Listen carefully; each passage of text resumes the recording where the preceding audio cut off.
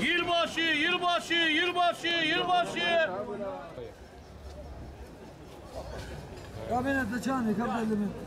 Bu bilet satışları özellikle yılbaşına yakın olduğumuz için bilet satışları olsun, loto, totolar olsun kumar cinsine giriyorlar. Rabbimiz Bakara suresinde şöyle buyuruyor mealen. Diyor fal okları, kumar, dikili taşlar şeytan işidirler. Şeytan işi pisliklerdirler, affedersiniz. Bu ayet-i kerimeden de anlıyoruz ki bu şans oyunları, bu biletler, toto, loto, spor toto gibi ganyan, at oyunları, bunlar içki satışları, sarhoş edici, kişinin aklını başından alan her türlü içki, azı çoğu aynı bu kategoriye girmektedir. Haram kategorisine girmektedir. Mesela içkiden örnek verirsek, başka bir ayet-i kerimede Rabbimiz buyuruyor, diyor içki satan, alışverişini yapan, o işte çalışan, imalatında çalışan aynı içen gibidir. Başta okuduğum ayet-i kerimede o sarhoş ediciler de şeytan işi, pis işler olduğu için o da kumar kategorisine giriyor. Kumarın nice evler yıktığını, nice anneleri dul bıraktığını, çocukları yetim bıraktığını, insanları iflasa götürdüğünü görüyoruz. Yani bunlar ayet-i kerimeden de anlaşılacağı gibi bunlar sosyal hayatı alt üst ettiği için Allahu Teala tarafından haram kılınmış. Biletler dediniz, bu milli piyango biletleri, yılbaşına yakın olan bu biletler, dediniz ki bu biletleri satanlar, efendim geçimimiz olmuyor, ekmeğimiz için yapıyoruz. Allahu Teala Azze ve Celle insana birçok alanda ekmeğini, rızkını kazanması için alanları açmıştır. Halalından çalışma alanları açmıştır. Üstad Bediüzzaman diyor, Allah ondan razı olsun diyor, helal dairesi bize yeterdir, niye haramla iştigal edelim, ona benzer güzel sözler sarf etmiş. Bunlardan da anlaşılıyor ki ayetlerden birçok hadis-i şerifte Peygamberimiz buyurmuş, diyor insan için en bereketli rızık alın teriyle helal yoldan kazandığı rızıktır.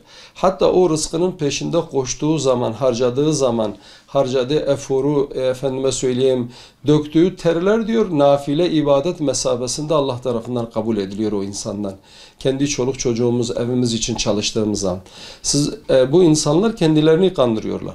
Haramla iştigal etmek haramdır. Haram işlerde Allah'ın haram kıldığı, ayet-i kerimenin haram kıldığı, Peygamberimizin sünnetinde açık, net bir şekilde Müslümanım diyen insanların, bilhassa namaz kılan, camiye gelen insanların bilet gibi, bilete benzer gibi işlerde çalışması, içki imalatında, efendime söyleyeyim, içki satışında o yerlerde çalışması vebaldir. Allahu Teala Azze ve Celle yasaklamış bunu. Başka bir iş yoksa, yapacağı bir şey yoksa, ölmeyecek kadar içki de içebilir. Ölmeyecek kadar domuz eti de yiyebilir. Haşa, hiç kimse bu duruma düşmemiş daha. Bu bilet satan insanlara şunu deriz. Yani siz açlık çektiğiniz zaman, öleceğiniz dereceye geldiğiniz zaman ölmemeniz için böyle bir şeyle iştigal edebilirsiniz, satabilirsiniz. Fakat öyle bir şey söz konusu değildir yani.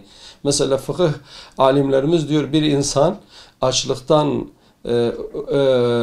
sıkıntı çektiği zaman, öleceği duruma düştüğü zaman domuz eti de yiyebilir, haram olan bir şeyi de yiyebilir. Ne kadar?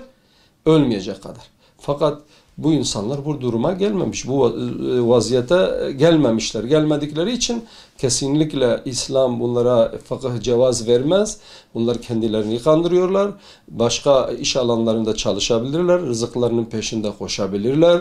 Efendime söyleyeyim, genç çocuklar var. Mesela gelip selpak satıyorlar, boyacılık yapıyorlar, mendil satıyorlar. Yani bu kendini kandırmadır. Başka bir şey değildir. Özellikle şunu bile bile, şunu iki kısma ayırabiliriz. Bile bile haramla iştigal etmek günahı büyüktür. Bilmeden bu insanlar yapıyorsa, bakın siz kendiniz dediniz, biz bunun haram olduğunu biliyoruz. O günahı artırıyor, o yükü artırıyor, insanın yükünü artırıyor. Neden? Bunun haramlığını biliyorlar. Fakat bir insan bir haram işlediği zaman bilmeden yaparsa cezası, günahı azdır. Çünkü bilmeden yapıyor.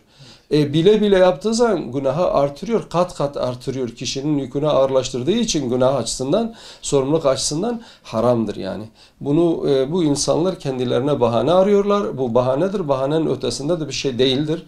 Allahu Teala Azze ve Celle güç kuvvet vermiş. Başka alanda çalışsınlar, rızıklarını kazansınlar. Dediniz Milli Piyango'dan örnek verdik. Sportodo aynı. Sportodo da öyle. Efendime söyleyeyim, şans oyunların hepsi öyle. Yani Allahu Teala güç kuvvet vermiş, akıl vermiş. Allahu Teala helal yollar vermiş. Biz helalı bırakıp haramla iştigal ettiğimiz zaman Allahu Teala bunu bizden kabul etmez. Gücümüz, kuvvetimiz yerinde, aklımız yerinde, zekavetimiz yerinde. Biz gitsek kestirmeden köşeyi döneyim demekle kendimizi kandırmış oluruz. Helal bir kuruş, helal bir lira haram olan trilyonlara bedeldir. Bu işi bıraksınlar. Harama vesile olmasınlar. İnsanların evini yıkmasınlar. Bu şans oyunlarını ganyandır, efendime söyleyeyim, bu totodur, lotodur, bunun benzeri yani hangileri varsa kısaca bunlar, bu şans oyunları, bu işi bıraksınlar. Helalından Rabbimizin verdiği helal rızıklar, hazineleri doludur. Herkes gibi helal yoldan çalışsınlar, kazansınlar. İnsanları harama teşvik etmesinler. Harama aracı olmasınlar. Allah muhafaza etsin. Bugün o haram yoluna giren bir gencimiz, bir insanımız evi yıkılırsa, ailesi perişan olursa o şans oyunlarına güvenerek işi bırakıyor, gücü bırakıyor, çıkabilir diye o oyunlarla onu kandırarak o insanı harama, günaha teşvik ediyorlar. O insan ne kadar haram işlerse, ne kadar günah işlerse bu işi yapanlar da onların ortaklarıdır. Onlarla beraber Allahu Teala bunları cezalandıracak. Neden? Harama insanları teşvik ediyorlar. Harama vesile oluyorlar. Özellikle ebedi olan hayatlarını yok etmesinler. Hangi hayat? Ahiret hayatı. Şimdi o arkadaşlara, o işi yapanlara sesleniyorum. 2 günlük dünya için ebedi hayatınızı tarumar etmeyin. 2 günlük dünya menfaati için, 2 kuruşluk dünya menfaati için ebedi hayatınızı yok etmeyin diyoruz.